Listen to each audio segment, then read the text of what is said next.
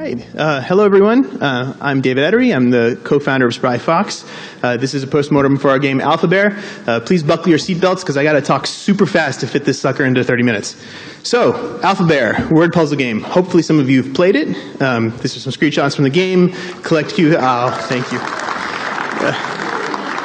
Collect cute bears. Use those bears in a game. You use the letters to spell words. When you use letters that are close together, they form bears. The bigger the bears, the more points you get. That's the summary. But if you haven't played it, please play it. It's free. What you may not know is that Alphabear actually started its life as a game called Panda Poet on e-ink Kindle devices many years ago. Of course, you probably wouldn't know this because the e-ink Kindle wasn't exactly the most successful games platform of all time. But we thought it was an interesting opportunity. We made Panda Poet there. Got really good reviews. Most people who played it got pretty hooked, and we thought, gosh, this is a really great core mechanic with this really cute conceit of the bears, and it would be nice if we could do more with it. So we said, let's do another game with it. But that game wasn't Alphabear either. It was Panda Poet, the multiplayer version, which we released. It was an HTML5 game that we released on the web. And it also failed for a completely different set of reasons from the e-ink Kindle version. And at this point, we're pretty bummed, and most people would be like, we've tried this core mechanic twice. We should probably call it quits. But we said, fuck it, third time's the charm. And so we decided to use it for the mobile version. The first version was actually really simple. The game that we thought we would launch, and we kind of internally said, hey, we're going to make this game in 3, 4, 5 months and ship it as quickly as we can, because we've already failed twice, let's not overinvest. Had no bears that you could collect or level up. It did not have chapters or bosses or any real progression system. All it basically had was a daily timed and a daily untimed mode. And that was it. That's all it had. And it was fun, just like the previous two versions were fun. But the problem was that it reminded us just a little bit too much of our other game, Triple Town. We've made a bunch of games, actually, but Triple Town is far and away the most successful in terms of users reached. I think have had over 12 or 13 million players worldwide at this point. But unfortunately, Triple Town, and it's a game where you match 3 things to make a higher level thing, for those of you who don't know it, Triple Town has a dirty secret. It's actually not so much of a secret anymore. I've been talking about it for years. Triple Town never made all that much money. I mean, it did okay, because when you get 13 million players, you're going to make some money no matter how crappy your monetization is. But our revenue per user is very, very low on that title. And one of the main reasons is that there's really no metagame to it. I mean, you always trying to get the highest score in any given game, but once you do that, all that's left to do is try again for an even higher score. And that's not the kind of thing that encourages people to really spend any money. They were willing to buy unlimited turns in the game. Let's talk a little bit about that. This is the IAP revenue on iOS for Triple Town. About 80% of players will spend money one time and one time only. They'll spend a few bucks to opt out of the energy system and play the game as much as they want. And also they unlock some premium modes. Decent percentage of people are willing to do that. But then that's it. They basically never spend again. Maybe if we're lucky, they'll buy coins a few times, but eventually they're like, why would I buy coins? All it does is enable me to get a higher score, which is basically cheating, and it has literally no other benefit, so why would I? And there's other IAP in the game too, like you can buy skins to make the game look different, and little dogs and cats and stuff that wander around the world, and nobody cares. They don't spend money on any of that. And we were a little bit nervous because Triple Town's success is due partially because it's a good game, but in large part due to luck. Let's face it. When it came out many years ago, the mobile market was way less competitive than it is today. There was a lot of industry goodwill behind Triple Town. Some of you may be familiar with the fact that it got cloned pretty blatantly, numerous times, but one time in particular. And the industry really rallied around us, and that, I think, really helped the game. Triple Town was featured over 12 times by Apple and Google. Collectively, and all those things sort of helped it reach that 12, 13, whatever million users, and we just weren't. There was no reason to believe that would happen again. So we didn't want to count on luck. We didn't want to put out a game that would again have essentially no revenue per user, and hope that we would just reach a gazillion users, and that would be good enough. So we made some changes to the first version of mobile Alphabear. We added the bears that you can collect, and they were sorted by rarity. So it was they were common, they were rare, and they were legendary. The bears had levels, so you could level them up over time, and every time you did, their power would go up. So this bear, for example, gives you plus 400 points every time you end the game with exactly 3 bears on the board. And at level 2, it would be 420, and at level 3, it would be 450, and whatever, so on and so forth. So in theory, there's now a reason to care from game to game about your progression. We added treasure events where you would spend coins, and you would have a good chance of getting a legendary bear, and if you didn't, you'd have a guaranteed of at least a rare. And we hoped that people would spend money on these events, and that would be a big revenue source for us.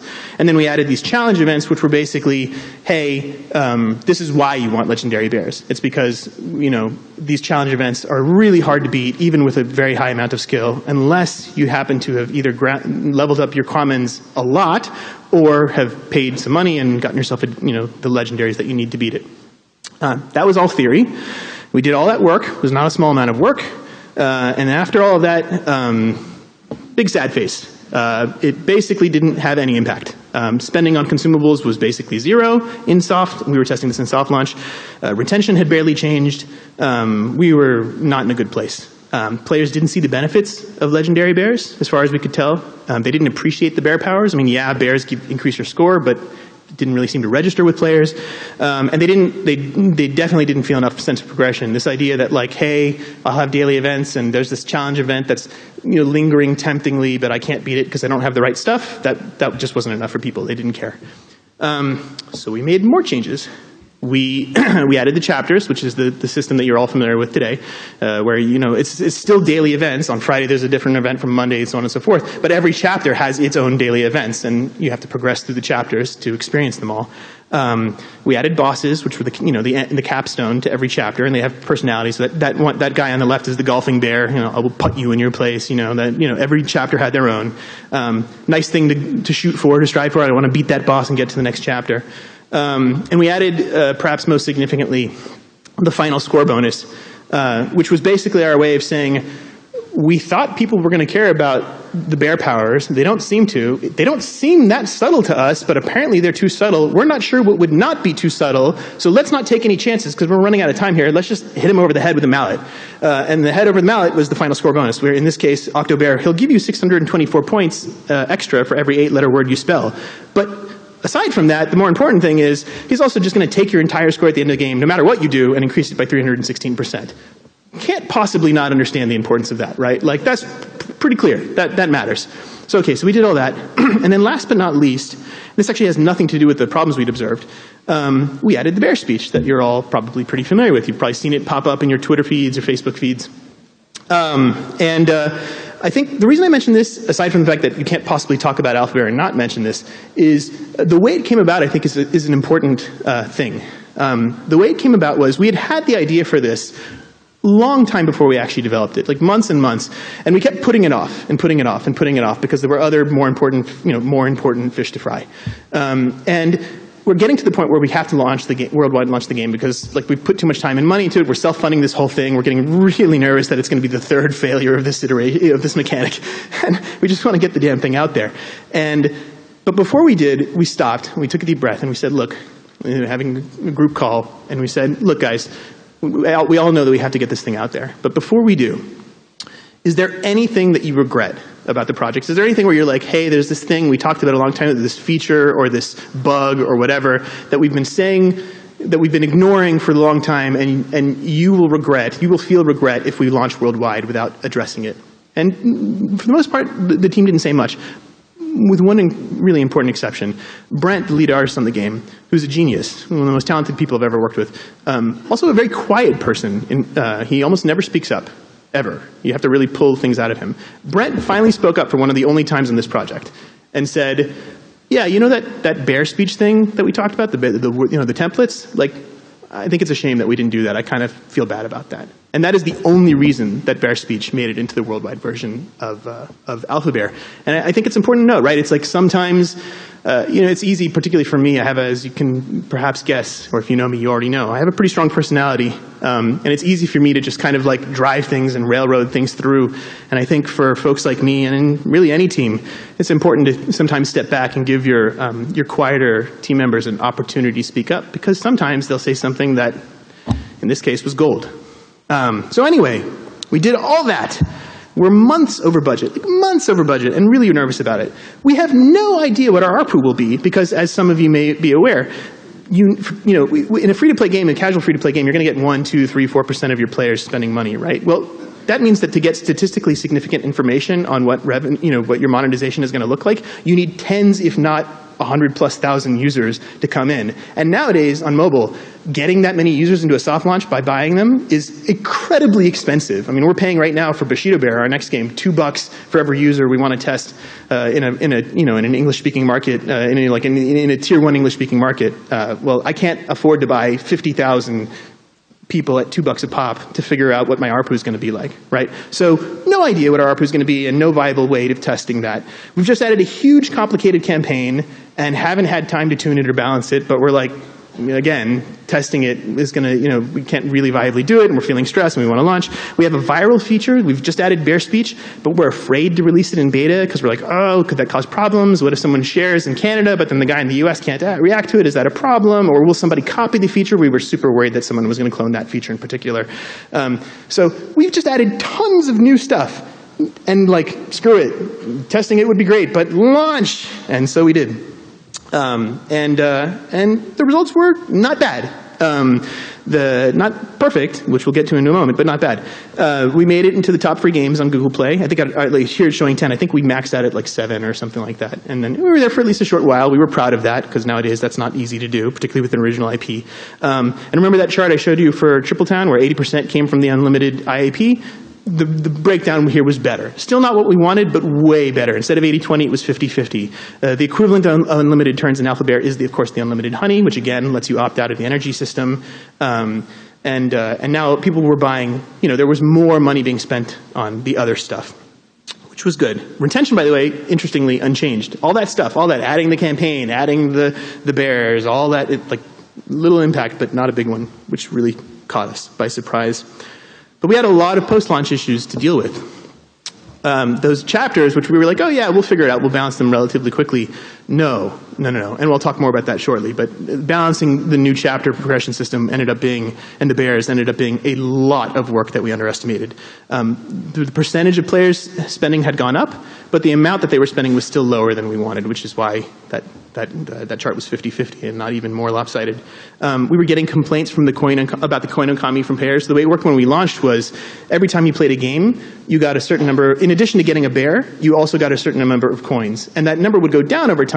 But partially because we just couldn't afford. The economy of the game would break down if an infinite honey owner could every 2 minutes get this coin payout. It just wasn't going to work. So we had it decreasing and eventually eliminating. And a lot of the people who bought infinite honey didn't like that. They're like, hey, I bought infinite honey in part because I thought I could earn essentially infinite coins and I feel ripped off. And they were disappointed by that. And again, we just hadn't had enough buyers payers in soft launch to know that was going to be a significant issue for people. And lastly, but probably not least, players didn't realize they could regen the bear speech. So, the odds that any given template that gets filled in Alphabear being funny, the odds aren't super high, right? I don't know what they are, 5, 10%. They're not big. But if you sit there and you mash the refresh button, eventually you're going to get something funny, or at least there's a decent chance. And that's going to increase your enjoyment of the game. That's going to increase your willingness to share the game, all that good stuff. Well, if you don't realize you can do that, even though there's a big button at the bottom that pulses on occasion, which ended up happening. I mean, we had a pulsing button and people still didn't realize it was there. Then the game is really missing something, right? We didn't figure that out until after Worldwide launch, unfortunately. So we started tearing through these things. I literally just grabbed Alex, I think Alex wave your hand. Alex, our technical designer and head of analytics, another brilliant person.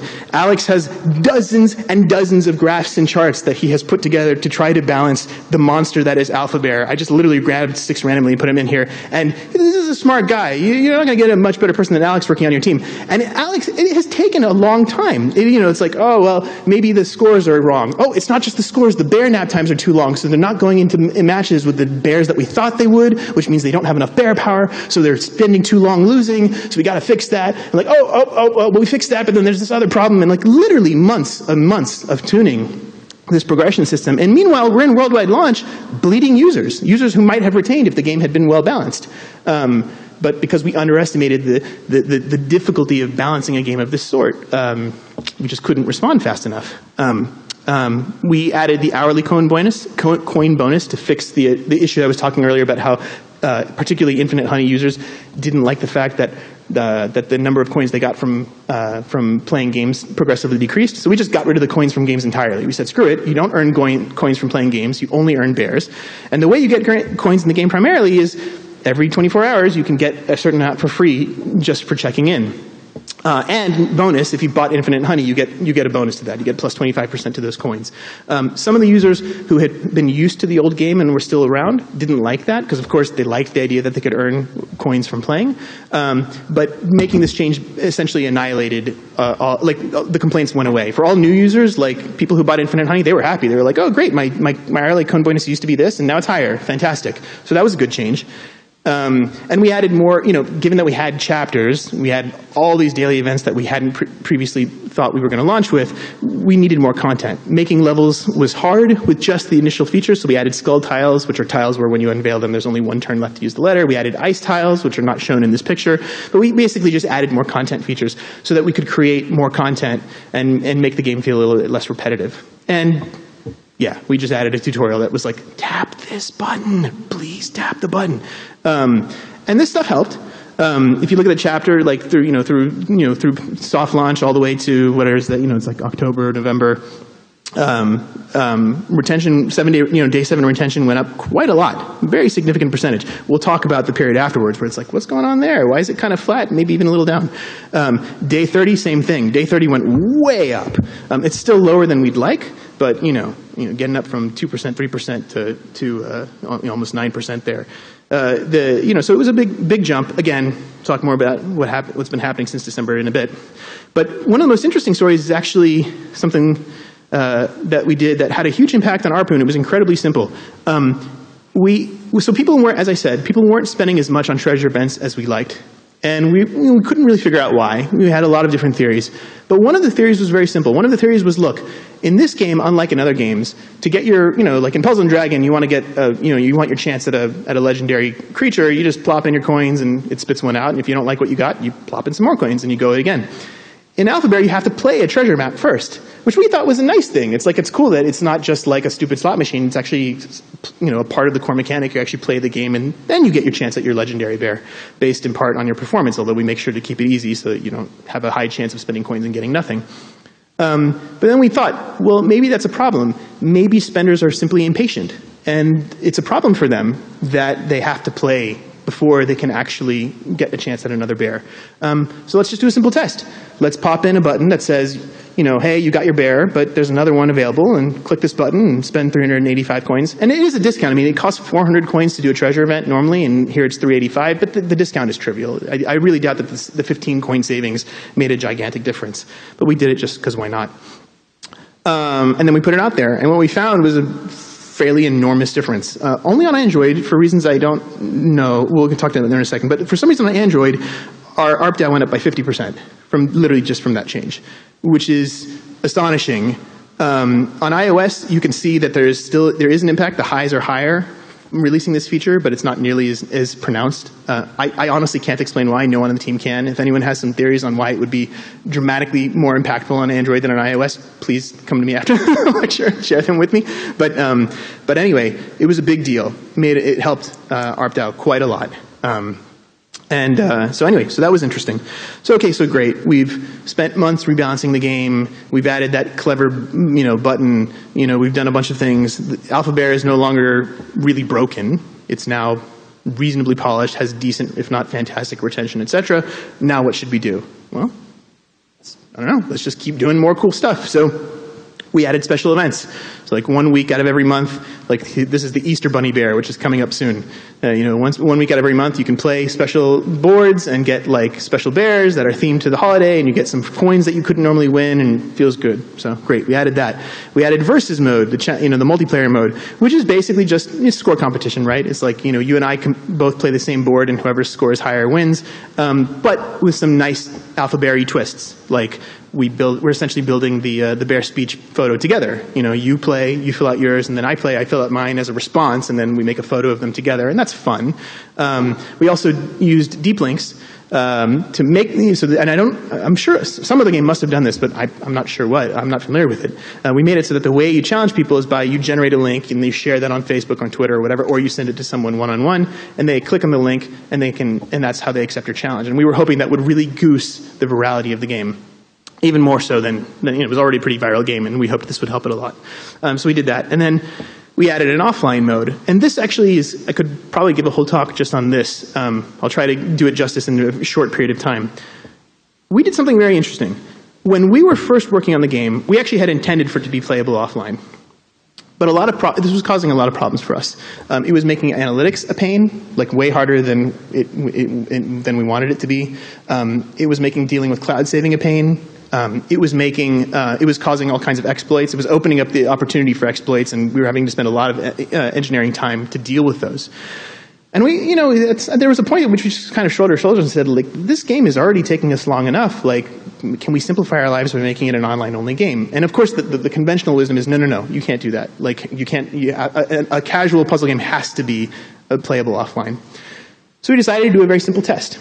And almost nobody knows this. Like, during the soft launch, we did an A/B test. 50% of people could play offline, and 50% of people, it's the same game, but we just added a thing. If you weren't online, we popped up a message that was like, sorry, got to be online to play. That was the A/B test. And it had almost no impact. There was a small impact on retention, but it was very, very minimal. And we're like, wow, well, I guess the conventional wisdom is garbage. Like, it doesn't actually matter if it's offline or not. So we went ahead and made people be online because it was going to make our lives way simpler, and we would be taking the game forward would be a lot less of a pain. After we launched, of course, we got the predictable complaints from people who, some people inevitably were like, it's bullshit that this game isn't online, is online only and whatever. And we knew they were going to complain, and we were like, screw it. We did our A/B test. We're comfortable.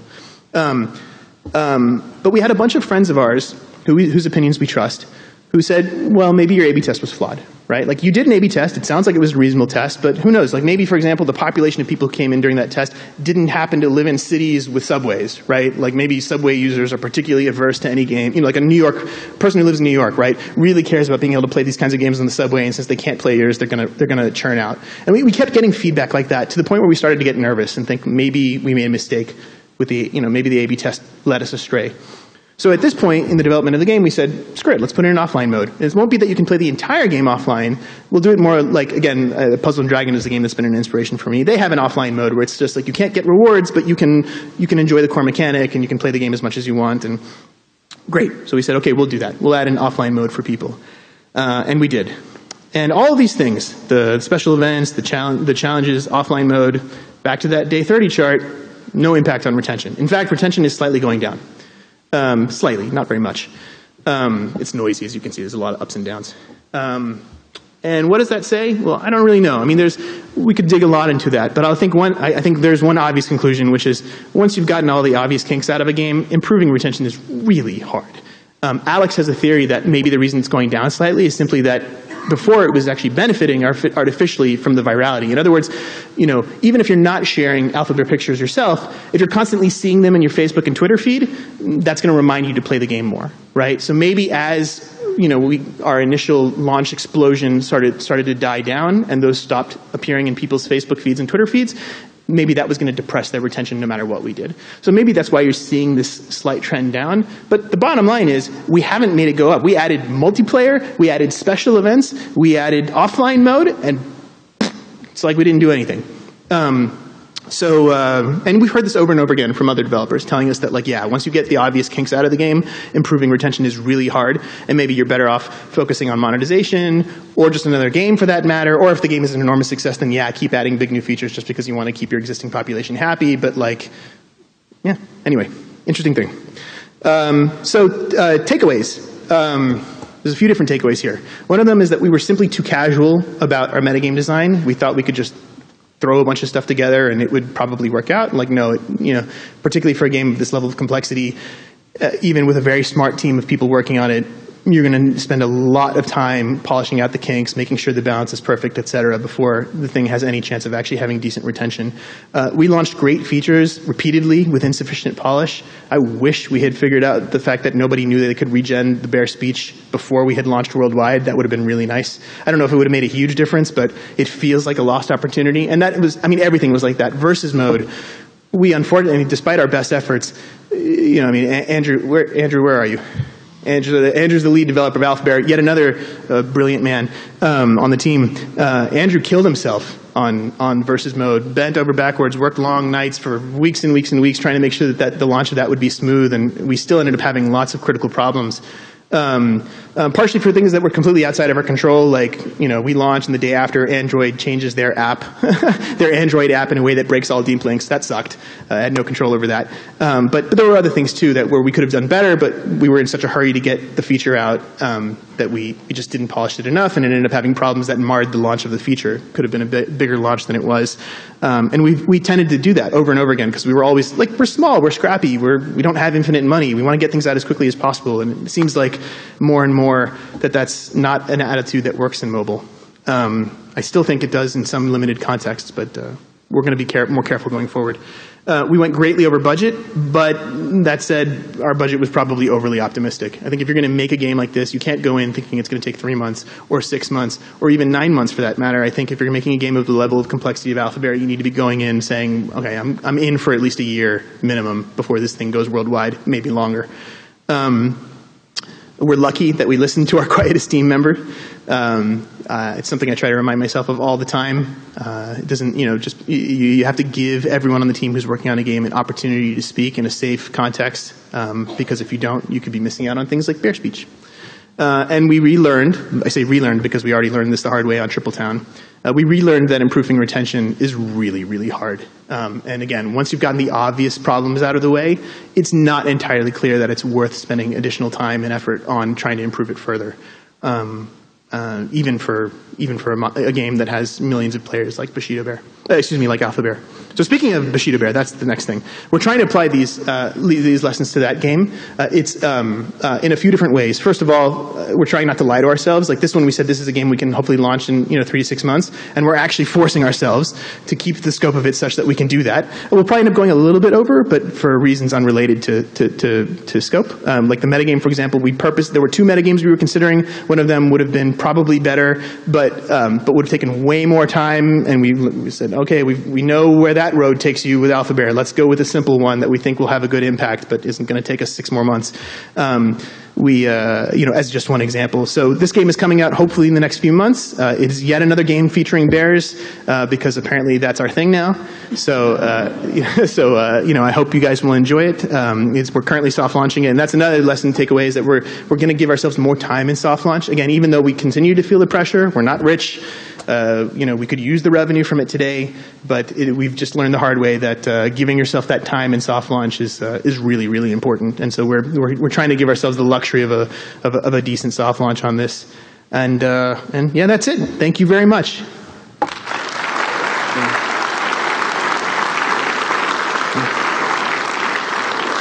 So I think we only have just a few minutes left, but if you'd like to ask questions, please head up to the microphone. They asked me to remind you to please fill out your speaker evaluations when this is done. And yeah, anyway, please go ahead. Thanks, David. This has been an awesome talk. Thank you. Thank you for sharing so much. My name is Mark McKillek. I'm from JoyDrop. I also have a free-to-play game as well. And my question is specifically, again, about retention. So the first question, very simple one, is what is your day one retention now? And as a follow-up, what was it when you, let's say the first week that you launched?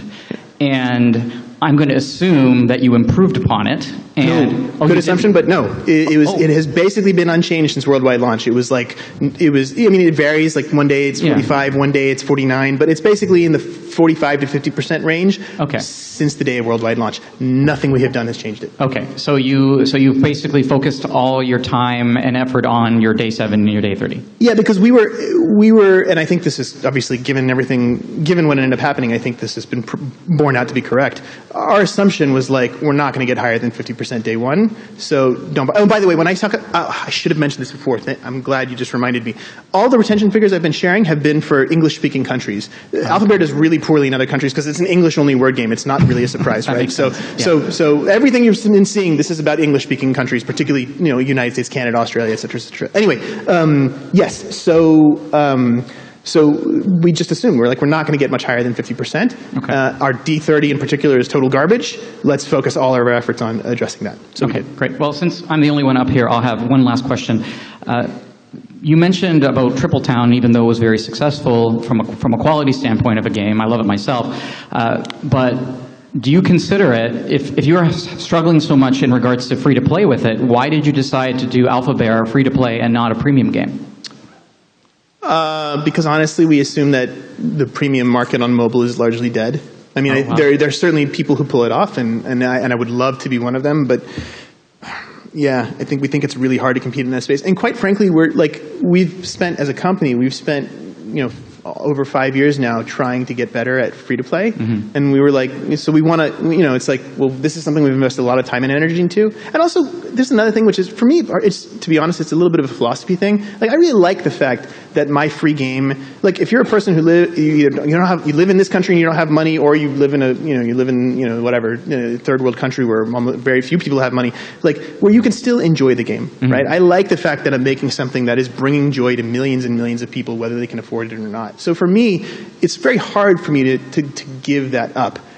I won't lie, probably at least once a week, as free-to-play and mobile get harder and harder, I think maybe I don't want to keep doing this. You know what I mean? As the ecosystem gets more and more brutal and you have to monetize more and more effectively. A friend of mine, I can't say who, a buddy of mine was telling me that that for their game, that the maximum a person could spend in the game was something like $20,000 if they bought everything in the game, and that they did the math and it was that's not enough. We can't compete in today's market if we stick at that number. So we're going to crank that up to 40K. Oh, now we can compete. I don't really. That's not how our company works. We don't make games to get people to spend $40,000 on the game. That's not what any of us want to be doing. So sometimes, I'm getting the shut up mark. Okay, I got to shut up. But anyway, yeah. Long story short, we made it free to play because we still believe in free to play, but we do struggle with it a lot. Perfect. Thanks, Dave. Sure.